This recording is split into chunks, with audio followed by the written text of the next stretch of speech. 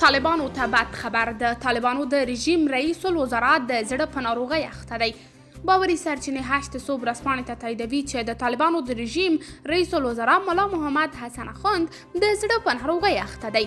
دغه سرچینو دوشنبه شپه د وري پر 15 ویلي چې ملا حسن اخوند د عمومي کتنې لپاره کابل کې د فرانسویانو روغتون ته مراجعه کړې ده. د معلوماتو له مخې نوموړی د فرانسویانو د روغتون په ډیټابیس سیستم کې ثبت او متخصصو ډاکټرانو د طالبانو د رئیس الوزرا معاینات کړي دي.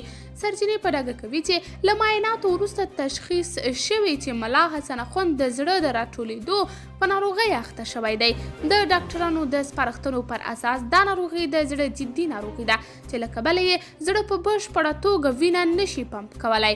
د سرچینو په وینا دا ناروغي د دې سبب کیږي چې وینه سږو او ځیګر ته بیرته وګرځي او ورسره د سړي عمر لنډ شي. د یادونې وړ ده چې د طالبانو د رژیم ویاندویانو تر دې دمه د ملا حسن اخوند د ناروغۍ په اړه جزئیات نه دي ورکړي.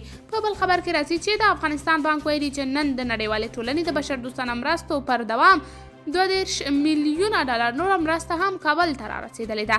یاد بانک زیاته کړې ده چې له افغانستان سره د نړیوالې ټولنې د بشردوستانه مرستې دا شلمه کڅوړه ده چې کابل ته رارسېږي. دغه بانک ویلي چې مرسته شوې پیسې یې د افغانستان نړیوال بانک ته سپارلې دي.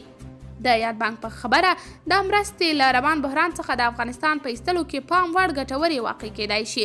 د ویلو ده چې واک ته د اسلامي امارت تر رسیدو وروسته امریکا د خپلو فشارونو په لړ کې د افغانستان مالي زیرمه په نړیوالو بانکونو کې کنګل کړې ده چې د چارې د افغانانو پر اقتصاد ناوړه اغیزه کړې ده او اوس مهال له سختو ننګونو سره مخ دي. قدرمنو لیدونکو، تاسو د دې موضوعاتو په هکله څه نظر لرئ؟ خپل نظریات له موږ سره په کمنټ کې شریک، ویډیو لایک او چینل هم در سره سبسکرایب کړئ.